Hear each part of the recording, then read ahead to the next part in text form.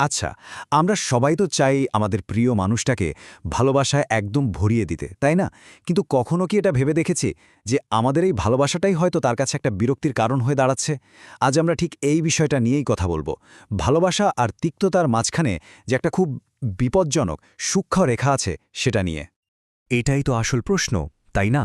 যে সম্পর্কটা হয়তো শুরু হয়েছিল অনেক ভালোবাসা দিয়ে, সেখানে সময়ের সাথে সাথে কেন তিক্ততা চলে আসে? এর পেছনের মনস্তত্ত্বটা আসলে কি? চলুন আজ সেই রহস্যের গভীরে একটু ঢোকা যাক। এই কথাটা কিন্তু আজকের আলোচনার একেবারে মূল পয়েন্ট। দেখুন, প্রিয় মানুষকে একটু আধটু বিরক্ত করাটা ভালোবাসারই একটা অংশ, কিন্তু সেই বিরক্তিটা যখন একটা সীমা ছাড়িয়ে যায়, যখন তার আত্মসম্মানে গিয়ে লাগে, ঠিক তখনই কিন্তু ভালোবাসাটা তিক্ততায় বদলে যেতে শুরু করে। এই সীমানাটা বুঝতে পারাটা যে কতটা জরুরি। তো চলুন প্রথমে আমরা এই সূক্ষ্ম রেখাটা নিয়েই একটু বিস্তারিত আলোচনা করি। কিভাবে আমরা ভালোবাসা দেখাতে গিয়ে নিজেদের সম্মানকেই একটা ঝুঁকির মধ্যে ফেলে দিই, সেটা বোঝাটা খুবই দরকারি। আর এই ভারসাম্যর ব্যাপারটা কিন্তু মোটেও হালকাভাবে নেওয়ার মতো না। কারণ এটা যখনই নষ্ট হয় তখন শুধু সম্পর্কটাই ভেঙে যায় তা কিন্তু নয়, নিজের আত্মসম্মানটাও একেবারে চুরমার হয়ে যায়। আর এটা এমন একটা ক্ষতি যা ভেতর থেকে আমাদের একদম খালি করে দেয়। আচ্ছা, এবার আমরা খুব গুরুত্বপূর্ণ একটা দিকে এগোচ্ছি, আসক্তির গোলকধাঁধা। অতিরিক্ত ভালোবাসা চাইতে গিয়ে আমরা কিভাবে একটা দুষ্ট চক্রের মধ্যে ফেসে যাই, যেখান থেকে বের হয়ে আসাটা বেশ কঠিন হয়ে পড়ে। দেখুন, এই চক্রটা কিভাবে কাজ করে, খুব ইন্টারেস্টিং। প্রথমে কি হয়, আমরা ভালোবাসা চাই, কিন্তু যখন সেই মানুষটার কাছ থেকে কোনো সাড়া পাই না, তখন আমাদের কেমন লাগে? উপেক্ষিত মনে হয়, তাই না? আর মজার ব্যাপার হলো, সে যতই আমাদের ইগনোর করে, আমাদের আসক্তি কিন্তু ততই বাড়তে থাকে। আমরা তখন আরও মরিয়া হয়ে ভালোবাসা চাইতে থাকি। আর এই পুরো চক্রের শেষটা কোথায় গিয়ে দাঁড়ায় জানেন? নিজের আসল পরিচয়টাই হারিয়ে ফেলা। আর এর ফাইনাল রেজাল্ট হলো এটাই, মানুষ তখন নিজেকেই ভুলে যায়।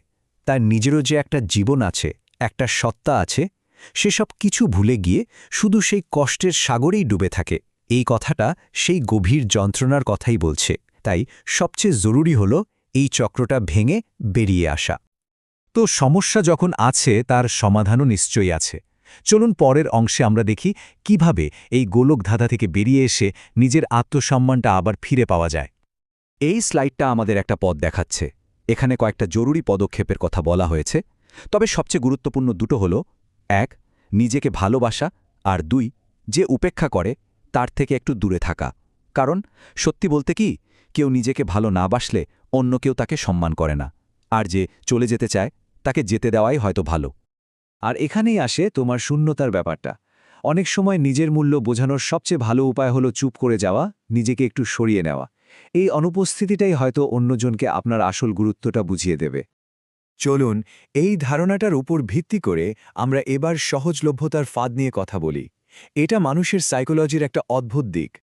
এই কথাটা সম্ভবত আজকের পুরো আলোচনার একেবারে সারমর্ম। এটা মানুষের একটা খুব সাধারণ স্বভাব, যে কোনো জিনিস আমরা খুব সহজে, মানে কোনো চেষ্টা ছাড়াই পেয়ে যাই, সেটার মূল্য আমরা ঠিক বুঝতে পারি না। এটা কিন্তু সম্পর্কের ক্ষেত্রেও একদম সত্যি।